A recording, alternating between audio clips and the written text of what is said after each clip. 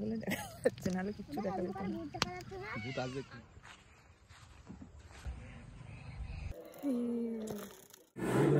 যাওয়া যাক, আর এই পাহাড়ের কোলে মানে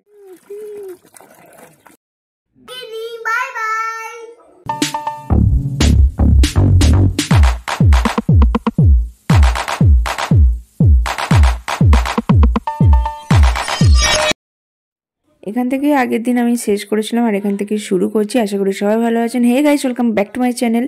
তো এখন আমাদের চা খাওয়া চলছে, আমরা এখন রিসর্টে চলে এসেছি আর এখনই আমাদের শুরু হয়ে যাবে বোন ফায়ার।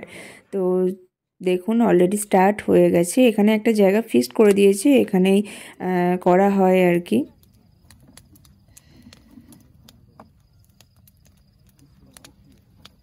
সন্ধে হওয়ার পর বুঝতে পারলাম যে এখানে কি মারাত্মক পরিমাণে মানে ঠান্ডা হয়ে যায়, মানে পুরো অপোজিট। সকালে যে পরিমাণ হিট থাকে পুরো অপোজিট হয়ে যায় সন্ধেবেলা, মানে প্রচণ্ড ঠান্ডা হয়ে যায়। আমাদের তখন টেম্পারেচার মোটামুটি 11-র কাছে ছিল, আর যখন ডিনার করে ফিরছিলাম তখন মোটামুটি 9 হয়ে গেছিলো।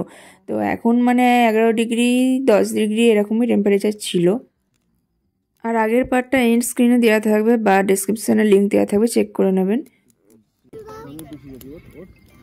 गाना गा सकते हो क्या? आज मुझे ठंडा नहीं लग रहा है ना। अभी तो साहस की बोलছ আমি লাঠি দেব রে, ওটাই বাকি আছে তো। কোথায় গেল? গাই ইধার खड़े हो। আই বলে দেখা যাচ্ছে, নাহলে কিচ্ছু দেখা যেত না। ভূত আর এখানে দেখুন আমাদের চিকেন বারবিকিউ, পনির বারবিকিউ আর পাত্তা গোবির কিছু একটা হবে, সেই জন্য প্রস্তুতি চলছে।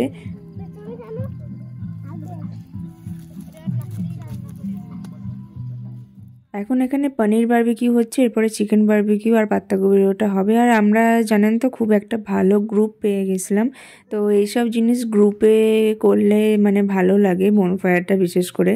তো আমরা ভাগ্যক্রমে পেয়ে গেছি সেই গ্রুপের সাথেই, আমরা একসাথে খুব ভালো এনজয় করেছি, খুব ভালো টাইম স্পেন্ড হয়েছে। বললাম মানে ক্লান্ত হয়ে গেছি, তাই যেরকমভাবে গিয়েছিলাম সেরকমভাবেই এসে ধপাস হয়ে গেছি। আর কিন্তু শান্তি আছে নাকি জীবনে, এই যে চালিয়ে গেছে, শান্তি নাই জীবনে।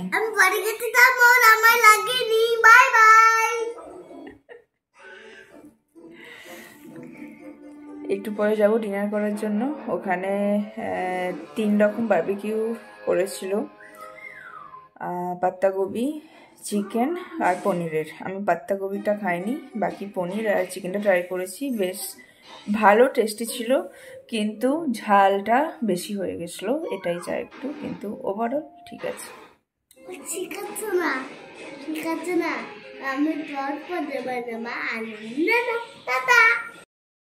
আমাদের ডিনারে ছিল রুটি, রাইস আর চিকেন কারি আর ভেজ ডাল।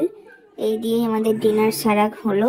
আর এখন আমি চলে এসেছি এই 9 ডিগ্রি টেম্পারেচারে ঝুলা ঝুলতে।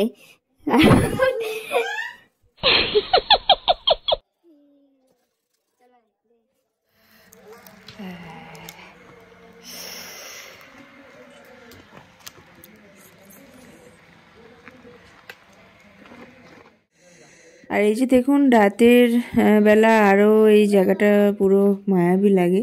আর আমি রাত্রে এসে শুয়ে পড়েছিলাম, আমি আর কিছু শ্যুট করতে পারিনি। আর এটা হলো সকালবেলা।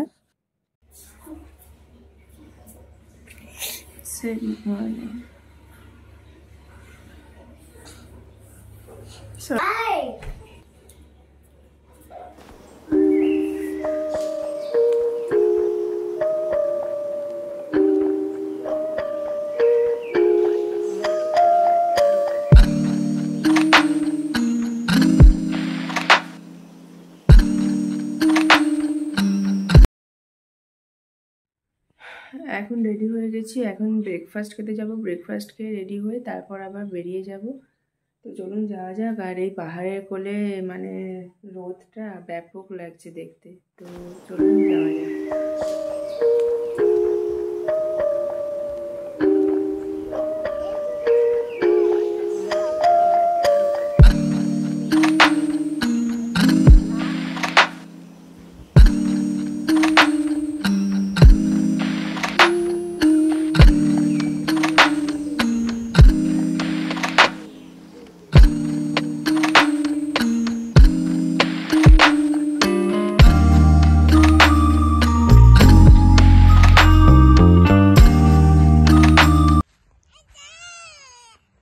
আর এই দেখুন ওই জায়গাটা যেখানে আমরা কাল রাত্রে বনফায়ার করেছিলাম।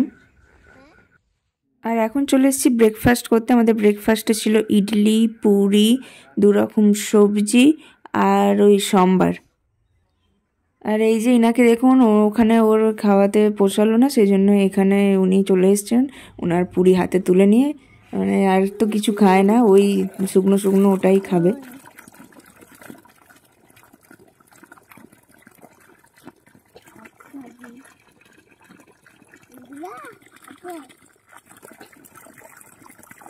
থাক, জল ঘাঁটিস না, চলে।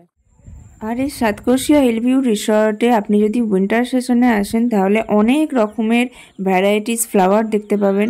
আর এই যে মানে দৃশ্যটা মানে উফ, মানে আপনার হৃদয় জয় করবে, খুশ হয়ে যাওগে আপ। আর এখানে হলো পিঙ্ক কালারের, এটা হচ্ছে দোপাটি, ঠিক পিঙ্ক নয়, পিঙ্ক অ্যান্ড পিচের একটা কম্বিনেশন, খুব সুন্দর লাগছে। আর এখন আমি চলে এসেছি রুমে রেডি হওয়ার জন্য, কারণ আজকে আমাদের এখানে লাস্ট ডে, তো আমাদের 10:30 থেকে 11টার মধ্যে রুম ছেড়ে দিতে হবে, রেডি হয়ে বেরিয়ে যাব। রেডি হবে না, আজকে আমি যাবো না ঘর। হ্যাঁ,